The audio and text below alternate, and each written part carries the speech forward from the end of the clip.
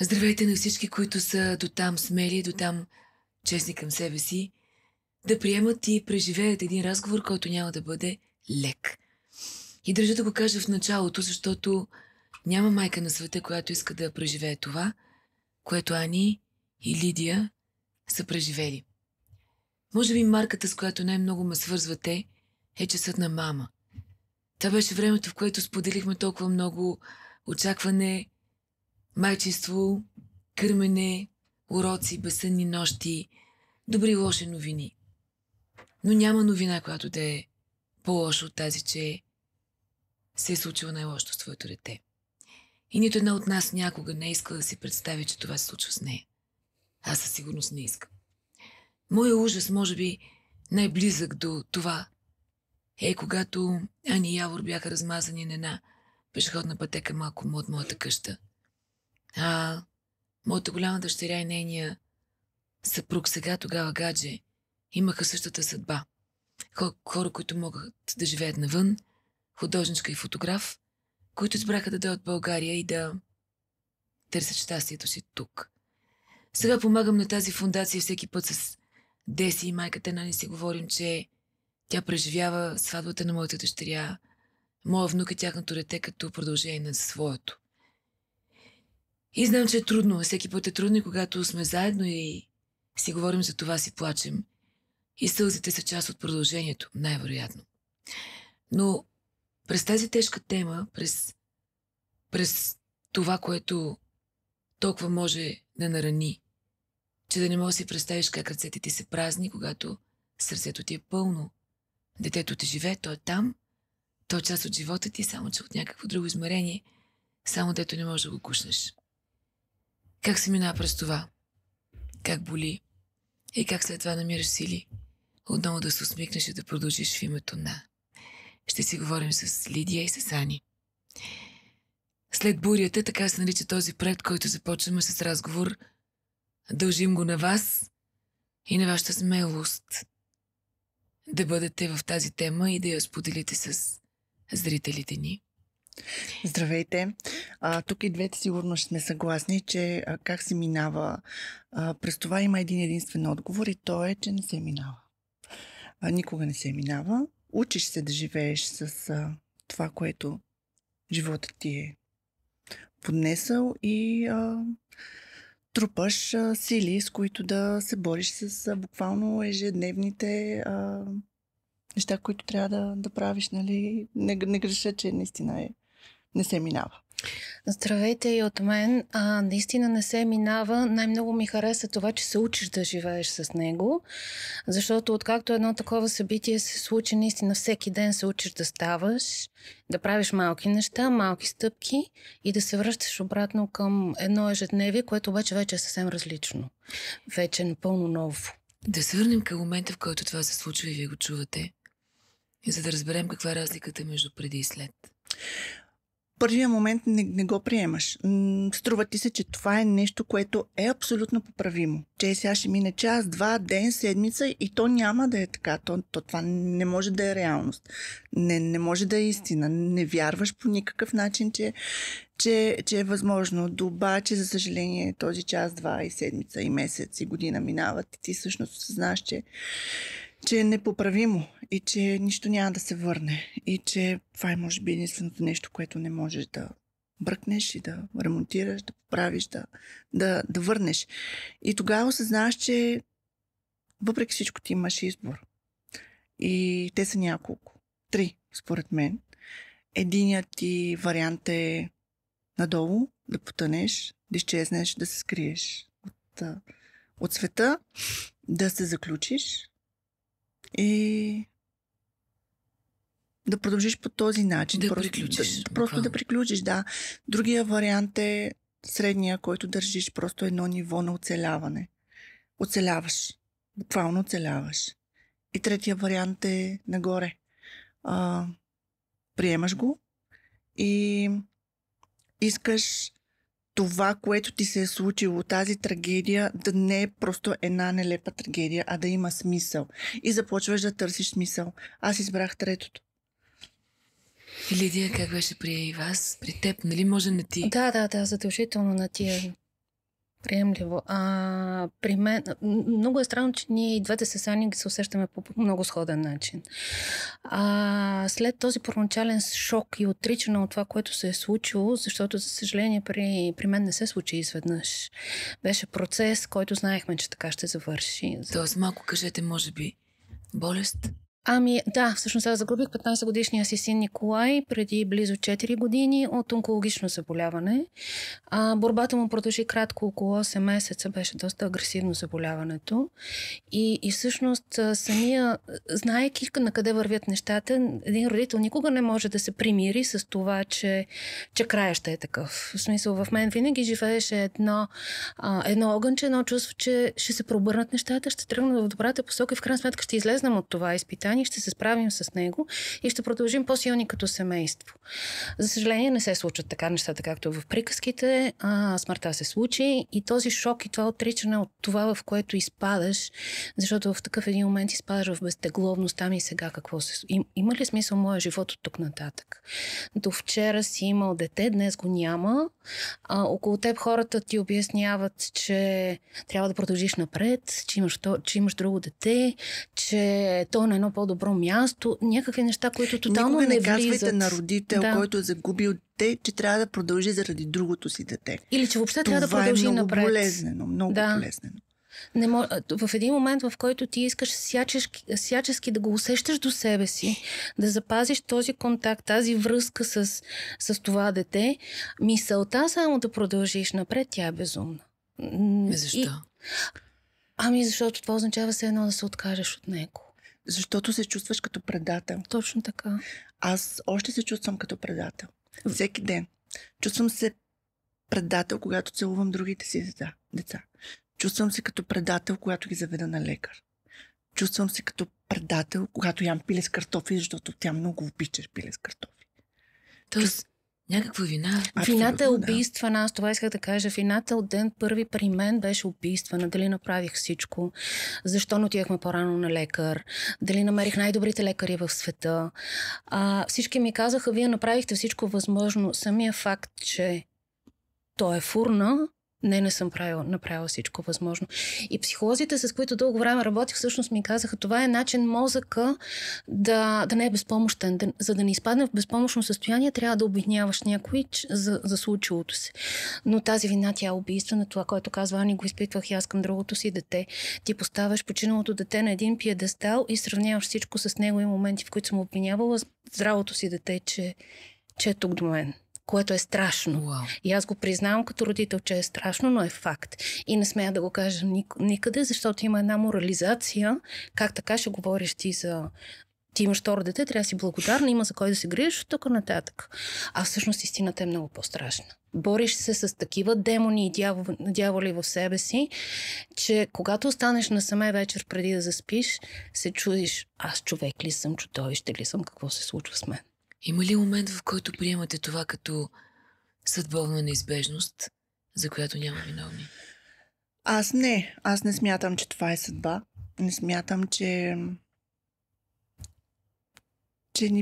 и Даная и Николай бяха на 15. Не смятам, че има съдба, която може да бъде такава. Наистина не мога да го повярвам, не го разбирам този свят, ако има. За мен, говоря конкретно за случая с Даная, това беше падане в неточното време на неточното място, а не съдба. Не искам да повярвам, че съдбата е така. Смятам, че беше грешка. Как се справяте сега? Какво прави Даная? Какво прави Николай? Къде сте ги поставили? Как си го общувате? Истината е, че тяхната роля си остава такава, каквато е била. Те остават наши деца. И е много... Когато те попитат, ти колко деца имаш? Аз какво трябва да отговоря? 2 или 3? Никога не знам много колко деца трябва да кажа. Много и като кажа 3 и след това разговора продължи в тая посока и ти трябва да разкажеш нещо за децата си, в един момент стигаш до третото, което го няма. Как? Но не можеш. Да, но не физически. За това тях ги няма физически, но тяхната роля в семейството, нашата като техни родители, остава и тя ще остане до края на живота ни такава. Ние ще продължим да бъдем техни родители и те ще продължат да бъдат наши деца. Нали, моето първородно дете в случая, което ме научи да бъда родител, което ми изтърпя да си направя всичките грешки като родител, с което израснахме заедно, защото аз я родих само на 20 години. Ники е двигател. Николай? Ники е моят двигател. Той всъщност заради него прави това, което правя днес. Аз направих рязък завой както в кариерно, така и в личностно развитие. Общо взето оставих всичко, с което се занимавах допреди това да се случи. Третия вариант. Да, аз това казах, че ние двете с тебе сме в една посока. По странно стечение на обстоятелствата, може би за това сме се срещнали. Да. Но всъщност той във всяко едно нещо, което правя, той винаги е до мен. Аз в мен нося винаги по нещо жълто, защото това е цвета на болестта му. И по този начин го усещам винаги до себе си. Но той седи в основата на всичко. Всяко нещо, което правя, всяка една малка победа, която постигам вече в новия си живот, защото за мен е онзи живот вече го няма. Аз говоря в миналия ми и в настоящия ми живот. И всяко едно нещо, всяка една частица от новия ми живот всъщност се дължи на него. И се опитвам да му го казвам, в смисъл от време на време, така чувам един глас в главата си, който като тръгна да залитам в някоя крайност, има нещо, което така ме вкарва в правия път, да не се отказвам, да не се отчаивам, да не падам духом. Така че общо взето има я връзката, всъщност усеща се връзка с него. Наистина те са тук до нас, те са с нас, говорим за тях. И ето това е нещо друго, което е много важно да кажем. Аз лично като майка на дете, което съм загубила, искам да говоря за него. А това е едно друго грешно схващане. Нека да не говорим за детето, за да не ти става тъжно, за да не те натъжавам. Напротив, ние искаме да говорим за тях, защото те са съществували, били с нас, били са част от нас и те ще продължат до тогава, до когато говорим за тях и до когато ги помним. Така че за нас е изключително важно да говорим за тях. Наслоени са с времето и с годините крайно грешни разбирания за смъртта като цяло, според мен. За траура, за този траур, който обществото ни познава и през който ти си длъжен едва ли не да минеш. За това, че някак си е табу, наистина, дай да не говорим. Да. Нали, ние не можем да докосваме болката. Ама ти докато не я докоснеш тази болка и докато ни бръкнеш вътре в дълбокото, ти няма как да продължиш. Оставаш застопорен на едно място. Затова е важно да се говори за тези неща. Знаеш ли, Иве, аз понякога имам усещането, че ще го обясна малко по-различно. Представи си свят, който е създаден за малки хора. Представи си един свят, който масите са на половината на тази. Банкоматите са на по-ниско. Представи си телефонните кабини по-ниско. Като за дечица. Да, като за дечица. И малки хора. И сега си представи, че има едни 10% от човечеството, които сме високи и всички други са ниски. Кои ще се чувстват унеправдани? За кого няма да е подходящ този свят? За високите. Точно така. И имам усещането, че този свят не е направен за хора като нас понякога. Защото ние трябва да сме усмихнати, ние трябва да сме благоразположени, ние не трябва да показваме онази черна, тъмна... Скръпта си, лошата част от нас, защото ние имаме и яд, и понякога искаме и отмъщение. Това са нормални човешки неща в края на краищата. А пък света някакси не е подходящ за това. Трябва да се забавляваме, трябва да сме красиви, трябва да сме умни, трябва да сме добре живота. Два варианта. Или да сте празнуващи, усмихнати като нас, или да се загробите някъде, да не говорите никога, да нямате право на усмивка. Да, пък ние не искаме нито едното, нито другото. И в същото време е много сложно. Аз това скоро казах.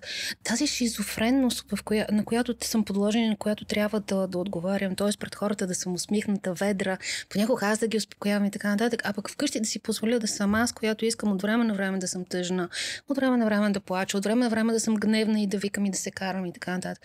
Но не, обществото не приема хора, които са в скръб. Има определени периоди, които са приети, че ти трябва да скърпиш една година, примерно. И след това трябва да ти мине, да. И ви казват, колко време мина вече? Какво толкова още? Имаш други деца. Да. Или пък другата крайност, ама ти що не си в черно?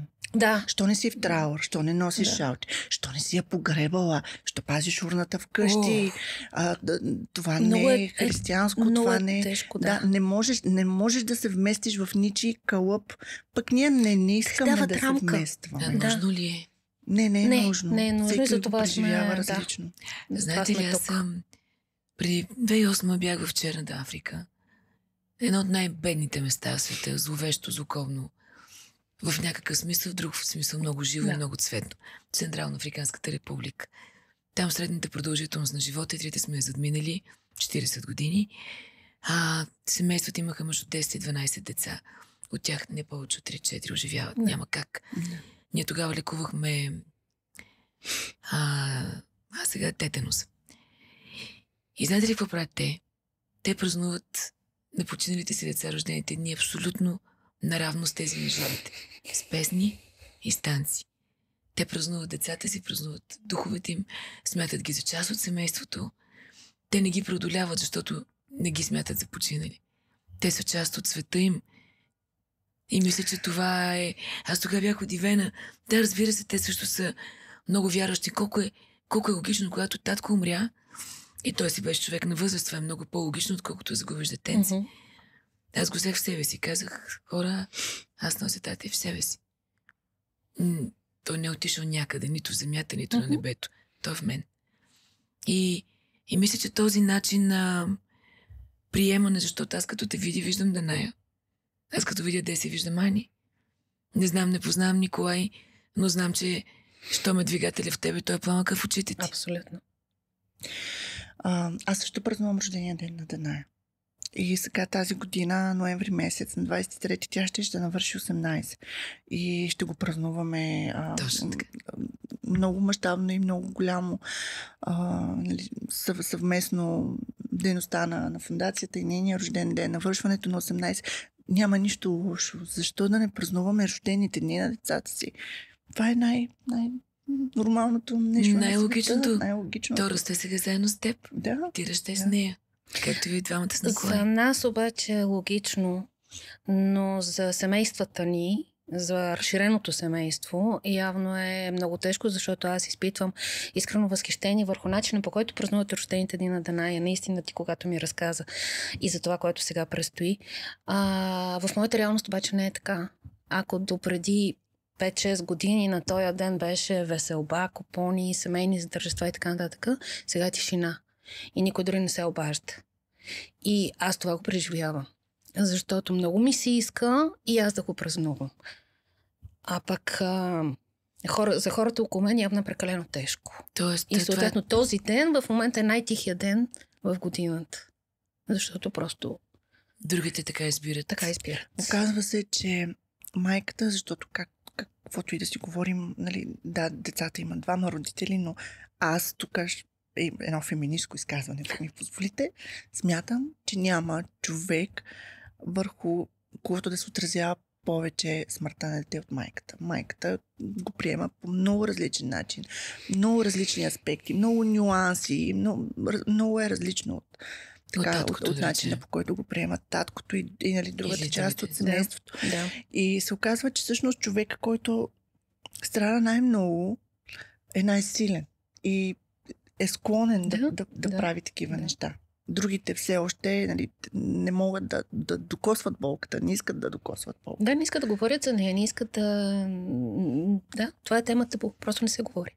Това ли се случва много често на хората, които губят деца? В България особено, защото все пак трябва да... Аз си казах за Африка, но там обществото е такова. Те губят повечето си деца. По принцип. Тук има ли някакво стигматизиране на майките? Категорично. Голямата част изчезват от картата на обществото ни. Няма ги. Те наистина се заключват и приключват. И са или в първия вариант, или във втория, оцелявайки. Но тези хора са много ценни. Тези хора са ни нужни. Тези хора са много смели. След като са тук, все още, ние имаме нужда от тях и трябва да ги върнем. Как ги намирате? Трябва да ги върнем. Търсите ли ги? Как разбирате за как тях? да Имам търсим чувството, миг. че през този срам, който е изконен за българската жена, ако не може да забремене, се срамува. Тя е Натиска. ялова, Да, тя е виновна. да. Ако българската жена някъде сбърка, цялото семейство се развали брака, тя обикновено е по-виновната. Ако си отиде едно детенце, тя не го опазила, не го научила, майка ти не ти ли каза, си е част от нашата заклеймителна Така, система, така. нали така? Така. За хубаво или за лошо и работата ни е такава, че се налага да общуваме с тези хора и ние сме в контакт. Така, бих казала непрекъснат контакт с тях и виждаме през какво минават. Виждаме как всяка една е толкова различна, толкова различно усеща нещата. Всеки скърби по индивидуален начин. Няма универсален начин да скърбиш. И точно в това е... Сега аз не мога да кажа, нали, предизвикателството или каквото и да било, но да позволиш на всеки да скърби по начина, по който иска, без да го стигматизираш, без да му обясняваш, че трябва да е силен, без да му кажеш, че трябва да продължи напред и така нататък. И за мен е наистина най-непоносимо, когато видя, че някой сподели, че е загубил дете и отдолу в коментарите започват да се появяват: ти сега трябва да си силна, ти сега трябва да се справиш, трябва да се изправиш пред този живот, да го победиш и така нататък. Не, трябва да има един период, в който да си позволиш да си слаб, в който да си позволиш да се сринеш, ако искаш, за да можеш да се събереш отново и да продължиш. От ден първи не трябва да си силен. Това е мое лично усещане. Защо е важно това сриване и срутване и... Защото той е част от процес. Защото трябва да се събереш после. Защото после трябва да се... Защото в крайна сметка, това винаги ще го казвам, защото за мен е много по-късно, но нека да се замислим. За дете изгубил родител, има име, сирак. За съпруг загубил съпругата си, има име, той е вдовец или вдовица. За родител загубил детето си, няма дума. Това е толкова немислимо, че никой даже не му е дал определение какъв е този родител, който е загубил дете. И си мисля, че когато това се случи немислимо нещо, повечето хора казват, нали, чукат на дърво, въртат се 3 пъти, казват: мен няма да ми се случи, да, но се случва. Да. Истината е, че се случва без да го очакваш. И когато се случи, ти трябва да имаш свободата да се разпаднеш, да говориш за това, да изразиш гнева, да изразиш страховете, които си имал, докато си бил до детето си или докато се е случвало това нещо, ако щете. И това е здравословно. Как се почва? Трябва да се затвориш някъде? Да ревеш много? Не. Или да почнеш да говориш? Това пак зависи от нуждите на всеки. Или много индивидуално? Много индивидуално. Индивидуално. При мен не се случи така. Съвсем скоро, преди седмица, ми се наложи да отида на една психологическа експертиза заради едно дело. И след това видях експертизата и там пишеше, че тъгата има фази, нали, няколко, през които хората минават. И там дамата, която прави тази експертиза, написала много категорично, че аз не съм минала през тези фази. Пак правило, да. Отново правило. Да. Пропуснала съм го това правило. Тя е застопорена някъде в началото. Пишеше. Да. И не е преминала през другите фази. Обаче, аз говорейки с мъжа ми, всъщност стигнах до извода, че тя е права. До някъде, защото аз наистина не си позволих да мина през това, защото аз не почивах един ден. Нямах ден, в който да си остана вкъщи, да си скубя косата, да пия вино и да плача. Не, аз нямам такъв ден за тези 2 години и половина, не ми се случи. И не го направих само единствено заради другите ми 2 деца. Аз не искам. Това е една от огромните ми цели. Не искам Гого и Ина да свързват Даная с сълзи, с плач, с тъга, с нещо лошо, мрачно. Не искам. Искам да свързват с хубави неща. С най-прекрасните неща на света и няма да си позволя да им покажа тъга, свързана с нея. Виж как я държиш хубаво. И как те държи. Да, наистина е така. Не искам те да виждат така заради Даная. Да, мога да си ядосам на някой, който ми е взел паркомястото. Позволявам си да креща за такива неща, но там причината е друга. Там е някой друг, не е Даная. Няма да позволя Даная да е причина за тъга. Сега ще разплача на ехото. Направо, това е Те знаят, велики избор. Дания вече 2 години и половина, аз не съм я разпръснала. Ти знаеш защо не знам. съм я разпръснала. Те свикнаха с това, няма проблем. Да. Но пък от друга страна аз имам приятелки, които спряха да идват вкъщи заради това. Защото урната на Даная е там. Ама защо да не е? Това е Даная. Ма тя е там. Да. Да, но на тях явно им пречи и не им е комфортно. Но те знаят, това е Даная, ние всеки ден палим там едни чайни свещи, то даже е ароматно, красиво, Гого, прибирайки се от училище, първата работа му е това. Купуваме свежи цветя, има непрекъснато цветя. Тя е уюта ни и комфорта ни Точно вкъщи. Тя не е, ние не ходим там на онова мръсно и гадно гробище. Нали, знаете Естествено. как изглеждат нашите български гробища? Ние не ходим там. Те не виждат това, аз не искам да виждат това. Аз искам да виждат цветята, запалената свещ, снимката и там на нейното място не стои само нейната снимка. Там стоят снимките и на другите ми 2 деца, редом до нея. Защото те са в комплект. Точно така. Да. И аз наистина смятам, че е време да излезем от това табу за смъртта като цяло. Смъртта не е това, което ни се обяснява, че е. Не е край. Точно. Много е наивно да мислим, че смъртта е край. Света работи на фази, на интервали, на периоди. След пролетта идва нали, лятото, есента, зимата.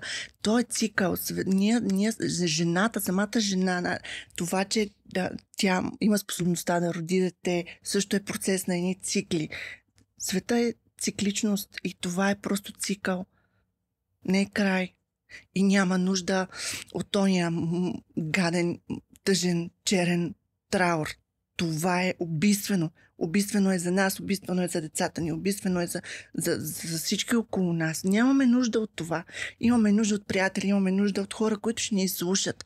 Имаме нужда от някой, който дава съгласие да бъде емоционално натоварен за някакви минути, за да ни чуе.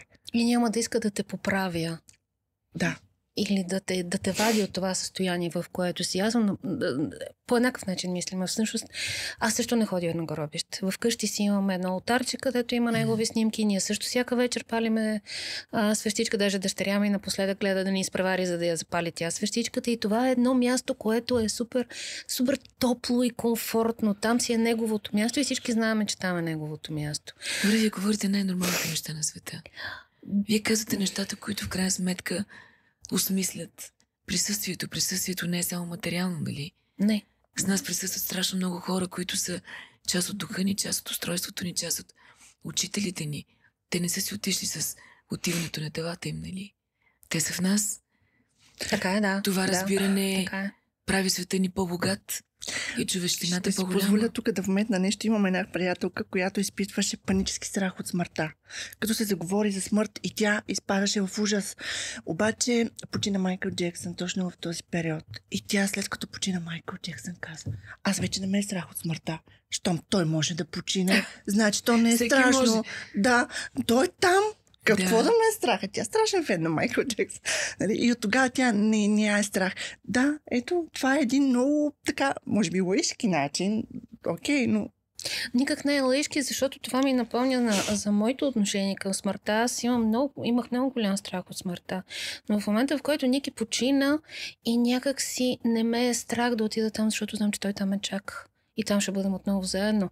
И някак си това за мен вече не е онова страшно Страшното. нещо, което се случва, след което не знаеш дяволи и така нататък те чакат казани и други такива, както е по нашата митология и религия. Ами аз знам, че в момента, в който се случи, той ще е там и ще ме преведе. Да? Ах, че хубаво. И ще Това се обръщаш пак. Именно. И ще сме пак заедно. Под една или друга форма отново ще сме заедно. след като децата са ни там, където и да е това, Където там, и да е няма това. как да е страшно. Да. Спомням си за една любима книга "Братята Сълски сърца" на Астрид Лингрен. Тя е точно за това. Остават ли се Дана и Николай винаги на 15 или по някакъв начин се променят? Как ги чувствате?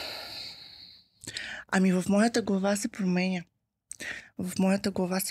Аз Тук е нещо друго. В началото много някакси не исках да виждам деца на нейната възраст.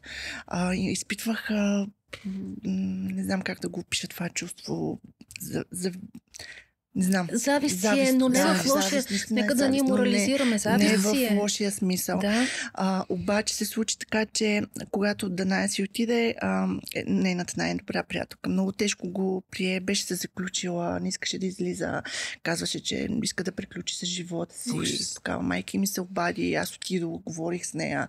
Нали, направихме един много близък контакт. Аз, която точно в първите дни след това бях най-зле, се наложи да отида и да обяснявам на едно 15-годишно дете как всъщност не е толкова зле. Как?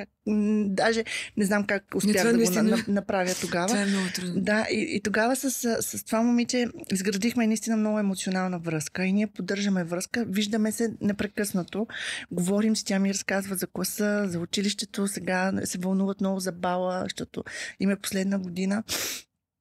И за мен тя вече е на 18, тя се е променила, тя е по-красива, косата ѝ е по-дълга, тя непрекъснато ми повтаряше да не взема да забравя, че в момента, в който навърши на 18, тя ще се изнесе от вкъщи. Тя не иска да живее вкъщи. Да, и даже имаше планове с кой точно, тя беше влюбена, имаше така приятел, който пък аз харесвах. То е едно страхотно момче. Той пък след случилото се дойде и каза, знаеш ли, преди един месец една си говорихме, гледали някакво клипче там в TikTok и тя му е казала, ако стане нещо с мене и аз си отида, и ти после си се влюбиш пак, ако знаеш само. Нали? И то му остана в главата. И сега ще трябва да се влюби. Да. И аз и на него му обяснявам как, нали, той е 15-16 и ще се влюбва и разлюбва толкова много пъти и ще преживява толкова страхотни неща от тук насетне. И да не му се радва. Да, в моята глава е пораснала. И сега ще да навърши 18. Тя наистина ще навърши 18, защото чисто математически така излиза. Така, да. Празнуваме им рождените дни. Ники? Не, Ники е на 15. И се усещам, че съм спряла там 21 година. И го търси в 15 годишните момчета. Опитвам се да си представя как би изглеждал, защото той пък неговия бал ще да е тази година. Много ми беше трудно. Но да, търся го в очите на тези тинейджери, които срещам по улицата. Така че той си е там на 15. Добре, ние си говорим много така и си поплакваме. Да. Предполагам, че зрителите ще направят същото, но всъщност този разговор е много нормален. Много човешки, много нормален и мисля, че на всички нас ни се случва. Аз си изгубих най-добрата си приятелка, която бях на 20. И знам, най-трудно се приема нелепата смърт. Да. Тя е незаслужена. Да. Там чувство за несправедливост е много голямо. Абсолютно. Когато ще отиде родител, баба, дядо, това е нормалният ход на цикъла. Абсолютно, да. Когато ще отиде дете или млад човек или най-добрата ти приятелка, както се случи тогава с мен, най-трудно се приема несправедливостта. Единственото... Не се приема. Не се никога, но единственото сигурно нещо в този свят, още с раждането ти, е, че ти ще умреш. Никой не знае кога. И никой не те учи. И никой не те учи на това. Никой не те учи как да се справяш, когато хората около тебе започнат да си отиват. Когато твои приятели си отиват. Когато млади хора си отиват. Никой не те е научил как да се справяш. И за това, може би е време да пречупим този стереотип и да започнем да говорим за това, защото ето факт на едни деца им се налага да се справят с смъртта, губейки свои приятели, свои съученици. Да. Никой не говори с тях. Никой не отиде да ги подкрепи. Знаете ли какви мисли минават през главата на тези 15 годишни деца, които са в този хормонален дисбаланс в момента? Ужасяващи мисли минават. Смъртта се нагнездва в умовете им по един адски неправилен начин. И те продължават живота си, живейки с това, а не трябва. Какъв е този начин? Ти си говорила с тези хора? Негативен, лош. С най-добрата ти приятел. Да, вреди им. Начинът, по който те мислят за смъртта им вреди. Те изпитват страх. те си мислят, че ще се случи и на тях. Че е заразно. Че е заразно, това е едва ли много не. странно. Да. Те не знаят как да продължат, те не знаят Да. трябва ли да скърбят, трябва ли да продължат като преди, трябва ли, не знаят как. И някой трябва да говори с тези деца, някой трябва да говори с хората. Кой е този някой? Трябва да, може би, ти си говорил, защото те сте потърсили. може би там е работата на психолозите и не само формално да присъстват по документи, а наистина да водят едни истински емпатични разговори за пригодени за определената възрастова рамка. Или по-скоро да им позволят да чувстват и да изразят техните емоции. Когато се сблъскат с смъртта на свой приятел, приятелка, на брат, сестра, да му позволиш на това дете да изрази какво чувства, за да го нормализираш. Защото аз изпълням с дъщеря ми, когато говорих в началото, и тя не знаеше какво е редно да прави. И тя казваше, на мен не трябва да ми е тъжно, ама аз в момента не съм тъжна. Това прави ли ме лош човек? И трябваше да мине време, за да се нормализира начина, по който се чувства. И затова според мен е много важно, когато се случи, когато имаш досег до такава травма, да можеш да изговориш това, което се чувства вътре, което се случва вътре в теб, и да го изговориш така, че никой от срещата не те осъжда или да ти кажеш това е правилно или неправилно. Ти се чувстваш така. И е по-добре да го кажеш, отколкото да го държиш вътре в себе си и да си внушаваш, че си лош човек, примерно, или че правиш нещо не както трябва. Защото смятаме, и може би справо, че обществото обича страдащите, болните, тъжните. Тогава ти сама знаеш, когато се появи дете, което има нужда от помощ, ние ставаме единни. Да. И всички тръгваме да помагаме и всеки ще го направи. Нали? Но пък го няма обратното. Когато някой е щастлив, да си с него. Защо? Защо само когато си болен, тъжен и онеправдан, тогава се активират тези емпатични чувства у нас? Не, няма нужда да е само тогава. Няма нужда да искаме да сме само тъжни и само плачещи. Ние се усмихваме. Ние понякога сме на глас. Да. Няма нищо лошо в това. Ако има нещо, на което е смешно, ние ще се смеем, защото сме нормални хора. Ако има нещо тъжно и гледаме тъжен филм, ще плачем. Нека да не вкарваме в рамки, нека да не стереотипизираме. И може би тук е момента да кажем, че нашата идея и това, което с Лидия искаме да правим е... тук вече ми е много трудно да формулирам какво точно искаме да правим, но искаме да правим това, което сега правим. Да си говорим. Да се чувстваме нормално, да сме сред хора, които знаем какво чувства другия. Които сме минали по този ужасен път и искаме да се чувстваме нормално. Искаме да можем да се смеем с глас, да плачем с глас. Без някой да ви гледа странно. Без да ни гледат, без да ни осъждат, и да можем да говорим за децата си и да можем да говорим за това, което чувстваме, без да има правила, без да има осъждане, без да има сочене, без да има каквото и да било. Просто едно споделяне в свободен формат, в който всеки да сподели как се чувства. Да имаме смелостта да кажем, че ние имаме моменти на щастие. Когато дъщеря ми, 2-годишната, ми каже, че обичам те, аз съм щастлива. Естествено. Аз имам моменти, когато съм щастлива и няма нищо нередно в това. И да не се чувстваме виновни от това. Да не се чувстваме виновни. Да. Вие не трябва да бъдете виновни. Как, защо? Има стигматизация. Това смятам, че е външен товар, не е вътрешен. Точно, да. Той траура е също. Някой ви го налага. Очакване на другите, как ти трябва да изглеждаш, само че ти понякога не мога да влезеш в тая рамка. Всичко е стигматизация, всичко е очакване на други. Фалшиво изразяване. Траура, сложиш черно едно шалче и изразяваш. Какво изразяваш също? Ма това не е ли от едни времена, които мине? Все за съжаление е факт. Да, за съжаление го има и до днес.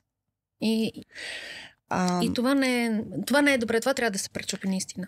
Тези хора имат нужда от други хора. Да. Имат нужда от други хора. Имат нужда да говорят. И при мен се... Хората като вас, които са сгубили дете. Точно така. Да, ние не искаме да сме сами. Ние искаме да имаме себеподобни около нас. Не само себеподобни. Като общност, като хора, които се обединяваме, за да си говорим спокойно. А защо? Защо просто не сте част от голямата общност? Вие сте част от голямата общност. Тоест, да не стане пак като групата на анонимните алкохолици. Да се съберете само хора, които сте загубили дете. Но вие не сте без един крак или без половин сърце. Да, но знаеш ли кое е странното? В моя случай, в момента, в който загубихме Ники, Ники почина, всички приятели се отдръпнаха. И ние останахме сами. От страх? Не мога да коментирам, не ги съдя. Отнеме много време, за да не ги съдя. Но в началото, когато имаш нужда да те подкрепят, да дойдат до тебе просто за да поплачеш с някой, да чуят какво имаш да кажеш или просто да бъдат около теб, нямаше никой. Даже имаше случаи, в който ми казаха: не, аз не искам да си комуникирам с теб, защото като виждам в очите ти мъката и не мога да я понеса. И аз лично останах сама. Това е едно сито. Една такава ситуация е сито. Остават истинските, тези, които наистина те обичат и те подкрепят и с теб, и в моя случай бяха денонощно с мен. И другите просто изчезват някъде. Няма ги. Изчезват, защото ти носиш лоша енергия вече.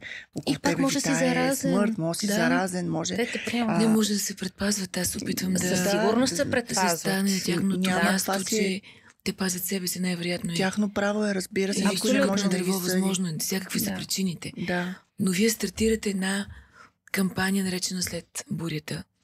Като кампания, една голяма обща дума, която използва, защото вие ще наречете формите или формата, в който ще се случват тези разговори. Може би ти тук трябва да разкажеш малко повече.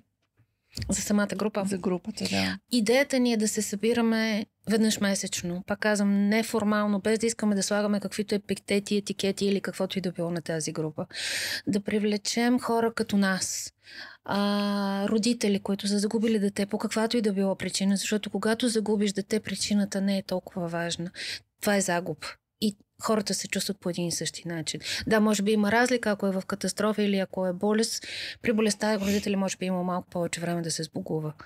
Но въпреки това загубата е загуба и човек минава през тези ужаси, през които минават и останалите. И затова идеята ни е да организираме такова неформално общество, където да се събираме, да говорим за нещата, които ни вълнуват. Ако щете и тези, които са минали вече повече време, да споделят на останалите как са успяли да се справят с това.